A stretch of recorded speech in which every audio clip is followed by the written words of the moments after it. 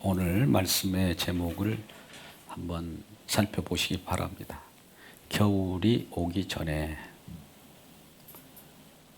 전에 이제 추위가 우리에게 가까이 와 있습니다. 쌀쌀한 날씨가 이제 다가오고 있습니다. 계절의 겨울이 있듯이 우리 인생의 겨울도 있기 마련입니다.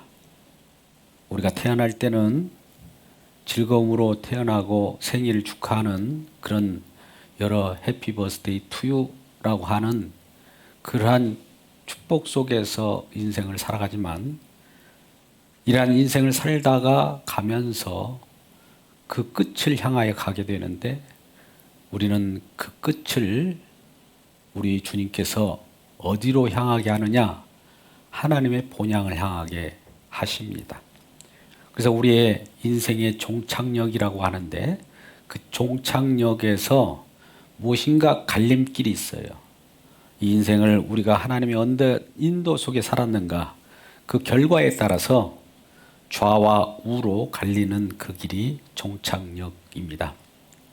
그 다음에 인생의 겨울 마지막 때의 종착역에서 우리의 돌아갈 고향은 있으십니까? 그 고향이 어떠한 곳일까요? 우리는 하나님께서 주신 바 한 번 죽는 것은 우리에게 정하신 것이라. 히브리서 9장 27절 그렇게 말씀하시죠. 죽는 것이 정해져 있다는 겁니다. 근데 그 죽음이 우리 생각에는 마지막으로 생각하지만 거기서부터 시작되는 세계가 있다는 것이죠. 구에는 심판이 있는데 심판으로부터 구원받은 자가 있고 심판으로부터 영원한 멸망으로 가는 자, 이 갈림길에 있는 것이라는 겁니다. 그래서 우리가 인생의 연수가 강건하면 80, 연수는 70이라고 하지 않습니까? 시편 90편 10절 말씀입니다. 연수가 70이라도 강건하면 80일치인데 그 연수의 자랑이 뭐라고 합니까? 슬픔과 고통뿐이라는 겁니다.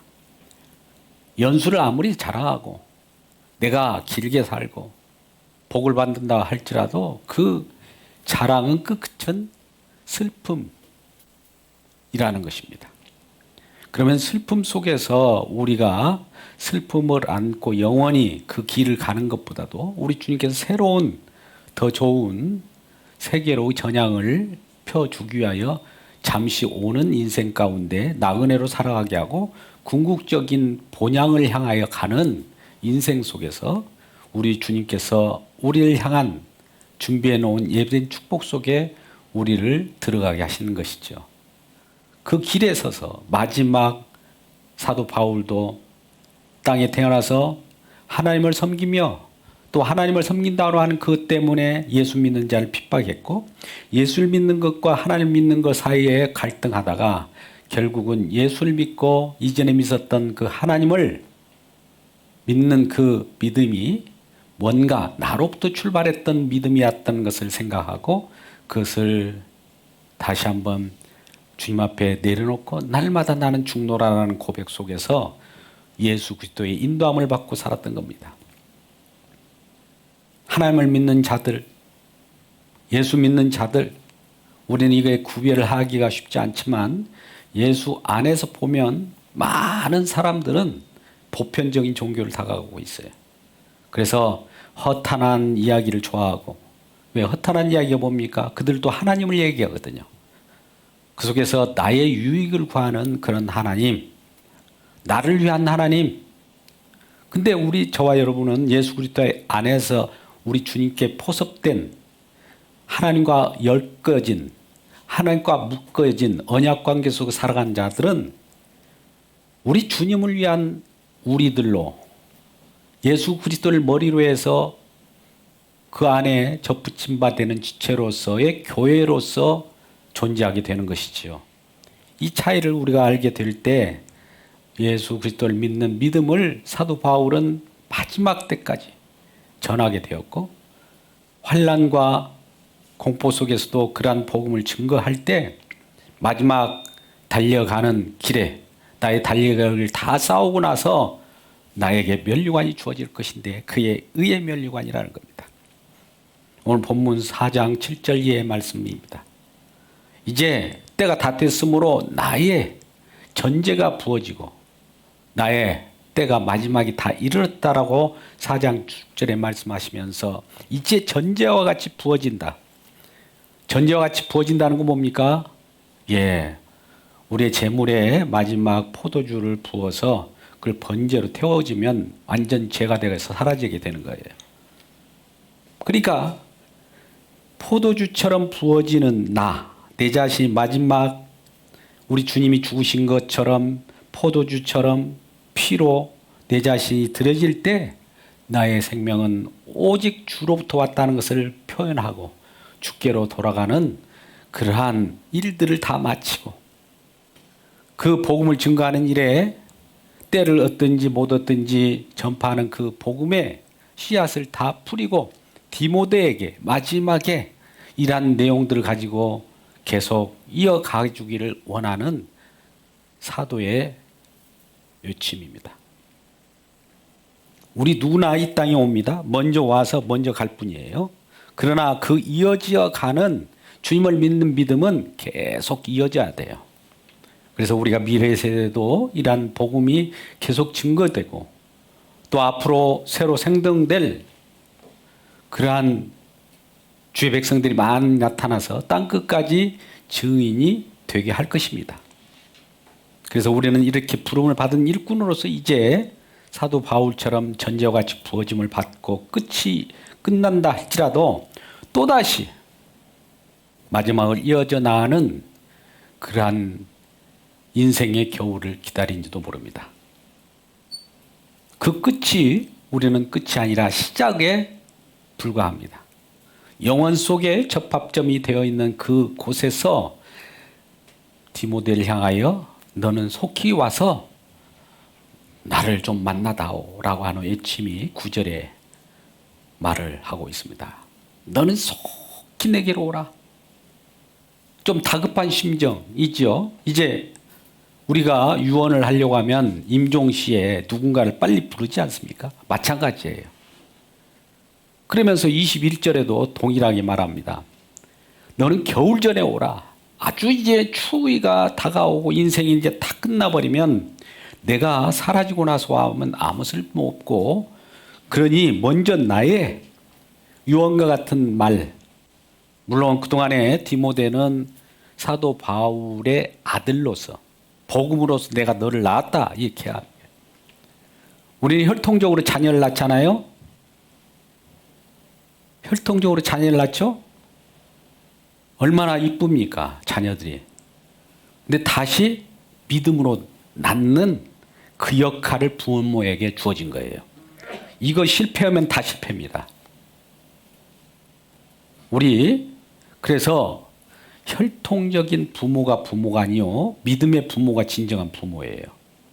아브라함도 아들이 둘이 있었습니다. 물론 다른 뒤에 보면 우리 성경 속에 기재되지 않는 그런 아들들도 있었습니다만 첫 번째 이스마엘 있고 이삭이 있었어요. 얼마나 이스마엘 낳고 좋았겠습니까? 혈통적인 자녀예요. 이삭을 낳았어요. 약속의 자녀예요. 우리는 이스마엘 낳고 좋아하고 즐거워하고 떠들 일이 아니라 이삭과 같은 약속의 자녀로 바꿔줘야 돼요. 이스마엘이 이삭 되기를 원하는 겁니다. 그런데 우리는 이삭으로서 우리 새로 믿음의 자녀가 태어나기를 바라기보다도 이스마엘로 그냥 자라기를 원하고 그것 보고 즐거워하고 이런 분들이 얼마나 많습니까? 그래서 우리는 이러한 한시적인 생활 속에서 살아갈 때에도 이삭과 같은 믿음의 자손들이 다시 태어나기를 간구하면서 마지막 사도 바울이 디모데를 부르듯이 성급하게 또 초조한 마음으로 급히 오기를 바라는 겁니다. 무엇을 전달하려고 할까요? 그러한 이 노사도의 외침을 우리는 오늘 마음속에 깊이 주의 음성으로 듣기를 주의 이름으로 축복합니다. 할렐루야. 그래서 그러한 부르짖음의 호소에 이제 다가가야 돼요. 그래서 결과적으로 이 사도는 마지막을 의의 면류관을 이제 받을 것을 확신하면서 그 끝에 주님께서 수고했다 충성된 종아라고 하는 주님의 품을 향하여 가게 되는 것이죠. 그것이 바로 천국인데 하나님이 예비하신 구원이라고 18절에 말을 하고 있는 거예요. 그것은 이미 주님께서 예비하셨다 이렇게 알고 있는 겁니다. 그렇다면 우리가 겨울이 오기 전에 마지막 전제와 같이 부어지는 이 사도 바울이 그 외침이 석히 누군가를 오게 하고 또 누군가를 바라게 할 때 그가 올 때 무엇을 가지고 오라고 합니까? 우리 인생의 마지막 종점 될 때 가장 이 세상이 가지고 있던 모든 것들이 다 놓고 갈 텐데 그럼에도 불구하고 가지고 갈 것이 두 개가 있다는 것이죠. 마지막에 우리 쓸쓸히 사라져갈 때에 우리에게 남겨질 것은 뭡니까? 겉옷이죠, 겉옷. 옷 안 버리면 족하지 않습니까? 옷이 여러 벌 가지고 계신 분들 주변에 나눠주시기 바랍니다. 옷 한 벌로 족하고. 또 뭡니까? 13절의 말씀에 그렇게 되어 있어요. 뭘 가져오라고 그래요? 13절 말씀. 네가 올 때 네가 들어와 가보의 집에 있는 겉옷을 가지고 오고 또 하나는 책은 특별히 가죽 종이에 쓴 것을 가져오라. 이거 뭘까요?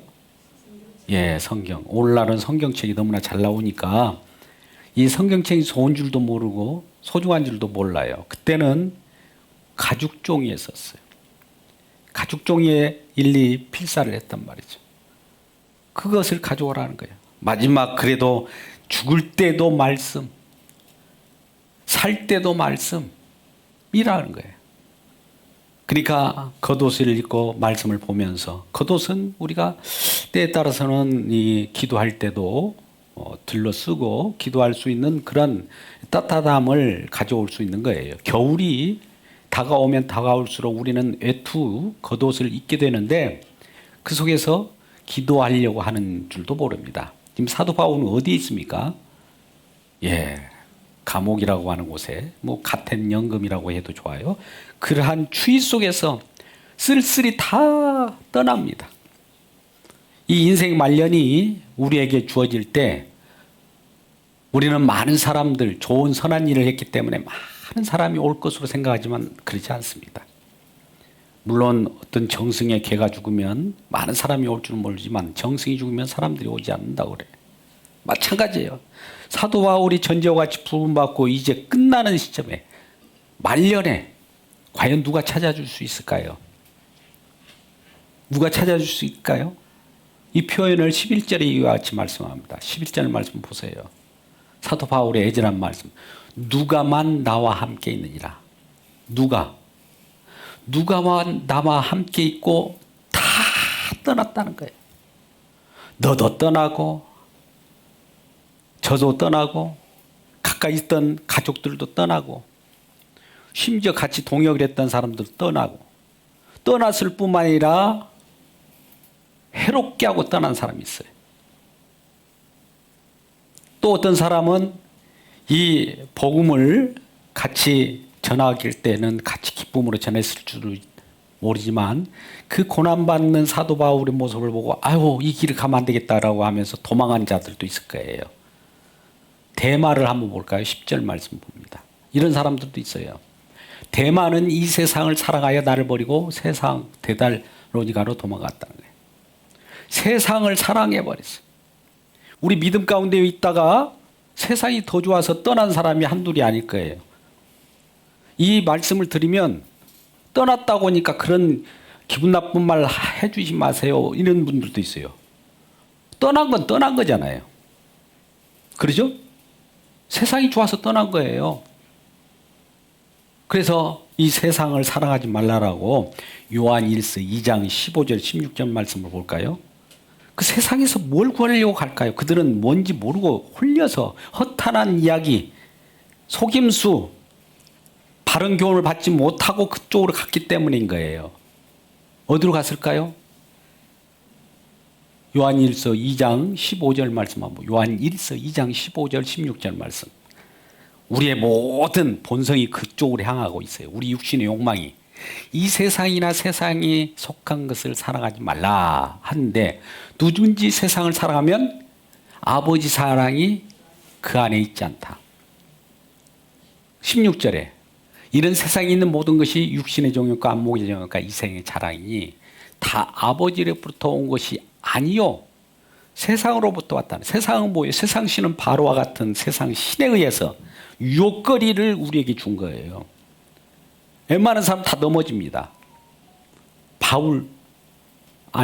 예수님께서도 성령이 이끌려서 광야에 시험 받을 때 이 세 가지를 가지고 시험 받았잖아요. 첫사람 아담도 마찬가지죠. 먹음직하고 보암직하고 지혜롭게 탐스럽기를 한 선악과에 그 유혹을 넘어서지 못한 거예요. 우리는 그 유혹을 넘어설 수 있다고 생각하면 안 돼요. 우리는 안 되지만 이미 극복한 예수 그리스도의 영을 받은 자는 그러한 곳으로부터 넘어진다 할지라도 다시 주님 앞에 올 수 있는 은혜를 달라고 기도할 거예요. 그래서 이 대만은 세상을 사랑하여 세상으로 떠나버렸고, 또 주변에 있는 어떤 사람들은 이리 가고, 어떤 목회지로 디도 같은 경우는 달마디아로 보내기도 하고, 누구는 어디로 보내기도 하고, 이렇게 이제 각각 복음을 증거하는 곳곳에 있을 거예요. 그런데 떠나는 사람들 중에서도 같이 있다가 기억되는 사람이 있는가 하면 기억하기 싫어하는 사람들 있죠. 우리가 주변에 인생을 살다가 인생을 넉넉히 살기를 주의 이름으로 축복합니다. 근데 어느 정도 살아가다 보면 정말 괴롭게 하는 사람이 있어요. 그런 분들 기억하고 싶을까요? 쉽지 않을까요? 아, 그래요? 또 기억에 남는 그분이 꼭 있었으면 좋겠다. 그렇게 기억에 남겨지고 싶은 분들도 계시잖아요. 그죠?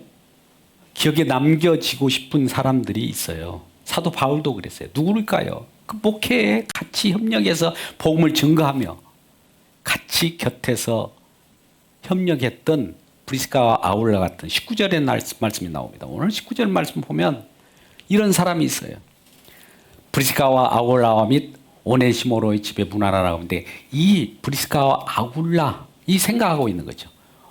오네시모로에도 그 집에 문하라라고 하니까 얼마나 마지막 인생의 종착역에 도달한 이 사도 바울이 마지막 기억된 사람에게 좀 인사를 전해달라는 거예요. 이들은 뭐 했기 때문에? 바울을 도운 거예요. 바울 자신 개인의 삶을 살았습니까? 그분은 우리 주님의 이끌림을 받아서 복음을 증거하는 자로 살았기 때문에 복음을 협력했던 브리스가와 아굴라, 오네시모로 이런 사람들 기억하게 남게 되는 거예요. 그런데 기억하기 싫은 사람이 있어요. 14절 말씀 한번 볼까요? 이런 사람들 목회를 같이 했다가 할지라도 복음을 같이 증거했다가도 정말 해롭게 하는 자가 있어요. 누구예요? 구리 세공업자 알렉산더. 구리 세공업자 알렉산더가 내게 해를 많이 폈다. 주께서 그 행한 대로 그에게 갚을 것이다. 사도 바울은 복음을 증거하는 자인데 복음을 방해하고 협력하기보다는 이용하려고 하고, 심지어 예수님도 이용하려고 하는 자가 있다는 거죠. 그 누구예요? 바른 교훈을 받지 않고 자기 유익을 위하여 알렉산더와 같은 구리 세공업자. 구리 세공업자가 뭐 하는 직업이죠? 우상을 만드는 세공, 뭔가 새겨서 그 새긴 그 우상 그런 것들을 팔고 자기 유익을 구하다가 장사가 안 되니까 예수님을 떠날 뿐만 아니라 예수 증거하는 자를 핍박하고 힘들게 하는 거예요. 혹시나 예수를 증거하다가 예수 안으로 들어오라고, 예배 드리러 오라고 하면 그러한 부르짐을 외치는 복음 증거자에게 핍박을 가하는 자 있습니까? 왜 나한테 오라고 하냐고. 이런 사람도 있습니까? 알렉산더 같은 사람이에요. 그래서 이와 같은 해를 끼치는 자들은 기억하기 싫은 거예요. 정말 사도 바울도 너희들도 조심하라는 거예요. 오늘날 이단들이 얼마나 많이 발생합니까? 예수 믿다가 또 다시 그 종교로 가버린 사람이 한둘이 아니에요. 혹시 우리 하나교회는 어찌지 모르겠어요. 이전에 가지고 있던 그 믿음, 그 믿음이 진정한 주님께서 주신 믿음이 아니라 자기 믿음으로 갖고 있다가 예수 믿는다고 했다가 다시 그 믿음으로 다시 뱉었던, 개가 토한 것을 다시 주워 먹듯이 가는 사람도 있더라 이거예요. 우리 주변에도 저도 많이 봅니다. 과연 그런 자들이 있는지 한번 살펴볼 일입니다. 인생인 겨울, 인생의 마지막, 우리의 그 끝이 진정한 주님의 품 안으로 주님이 제시하시는 영원한 새로운 길로 들어가야지, 그러한 세상 속에서 세상이 불탈 때 같이 타는 그런 어리석은 길을 우리가 갈 필요는 없지 않습니까? 눈에 보이면서도 우리는 그걸 방관하고 있어요. 자녀가 불탔는데도 가만히 물끄러미 보면서 그걸 즐겨하듯이, 이런 부모들도 얼마나 많습니까? 부모가 왜 부모예요?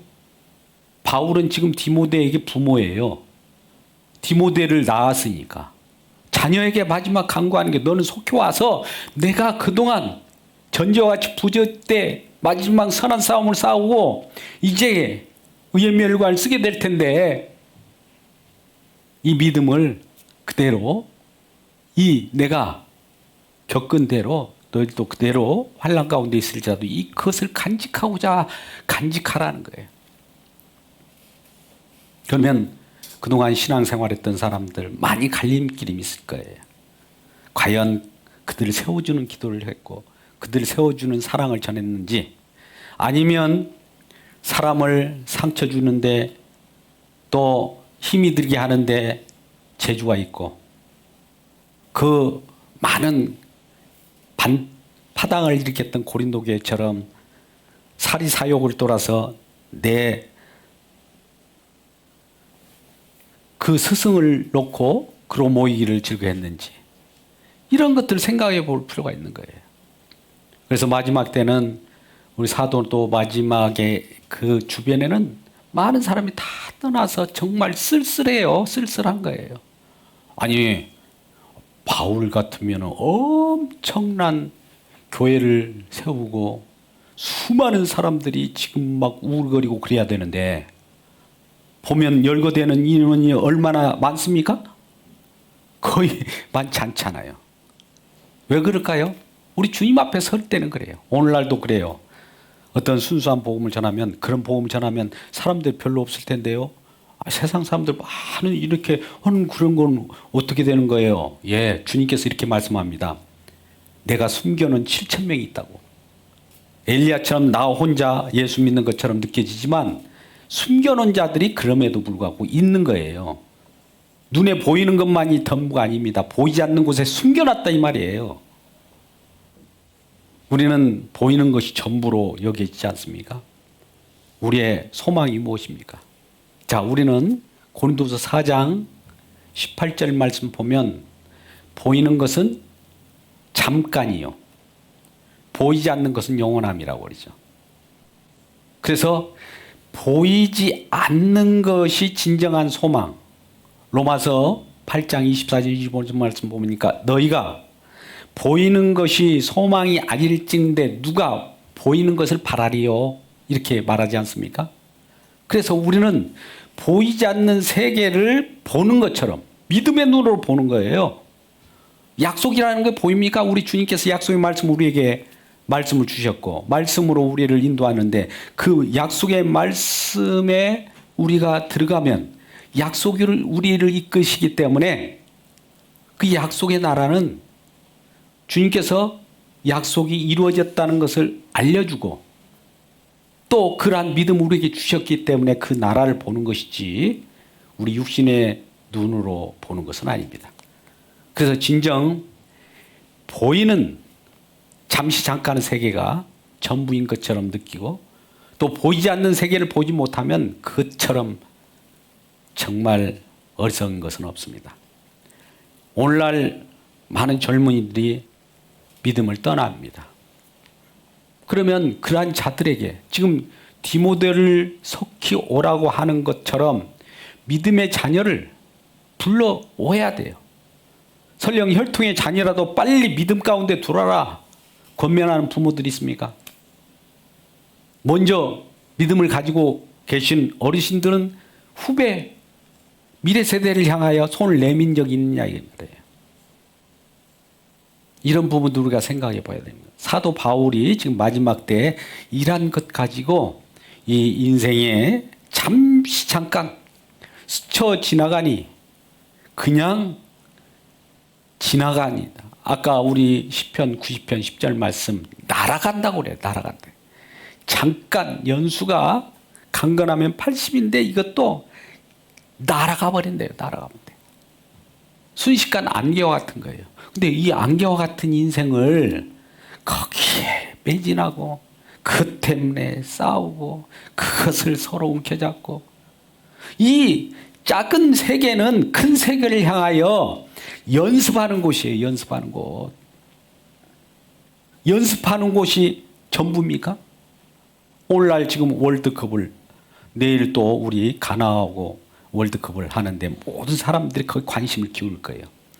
연습하는 경우가 있을 거고 연습하고 실전에 들어가서 실전에 관심을 갖는 건데 연습하는 거 구경하고 야 연습하는데 막 볼 넣으라고 하고 그럽니까? 그러지 않잖아요. 우리 인생은 여기에는 잠깐 지나가는 거예요. 지나가는 과정 속에. 영원한 세계를 사모하라고 그러잖아요. 영원한 것, 보이지 않는 것. 그 보이지 않는다고 없는 세계가 아니에요. 진정 약속으로 해서 더 확실한 세계. 이 세상은 보이는 세계는 보이지 않는 세계로부터 왔다라고 말씀하지 않습니까? 믿으면 바라는 것들이 실상이라고 그랬어요. 보이지 않는 세계예요. 근데 말씀으로 왔어요. 말씀이 주어졌어요.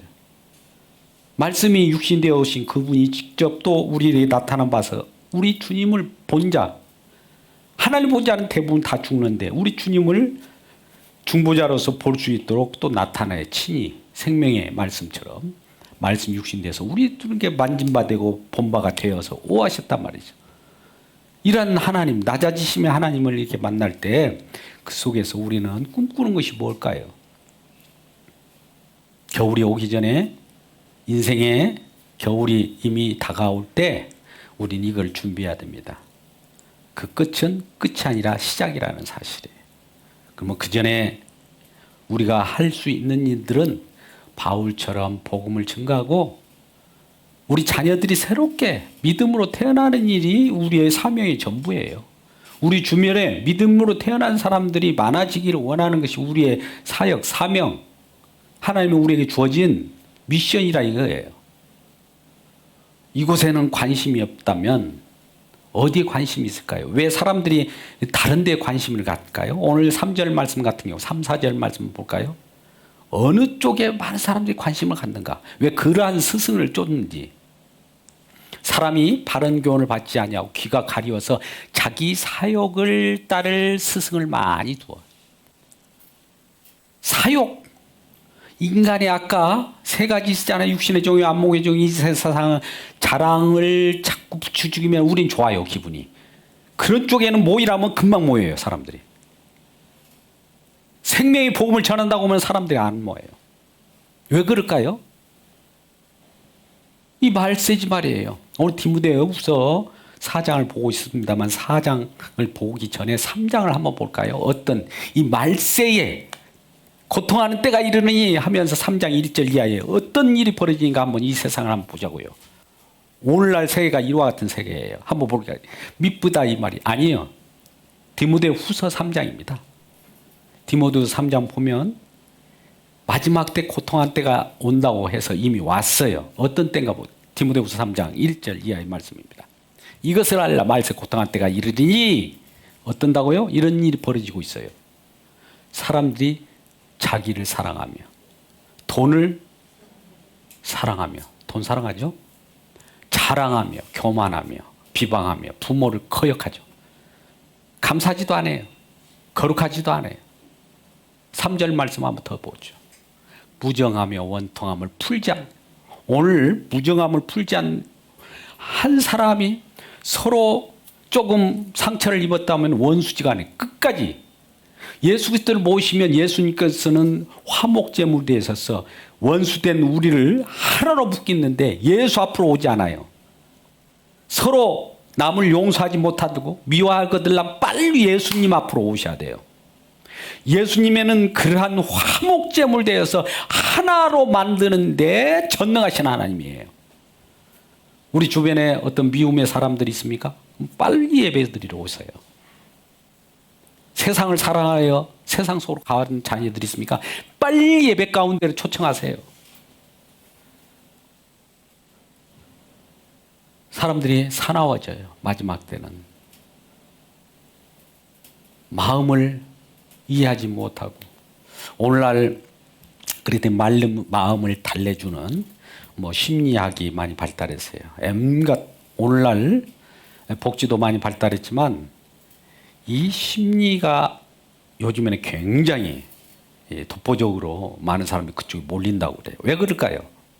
인간은 마음을 움직여갖고 옳은 길로 움직이면 좋은데 아까 그것도 사리 사욕을 추구하는 그런 자들이라는 거죠.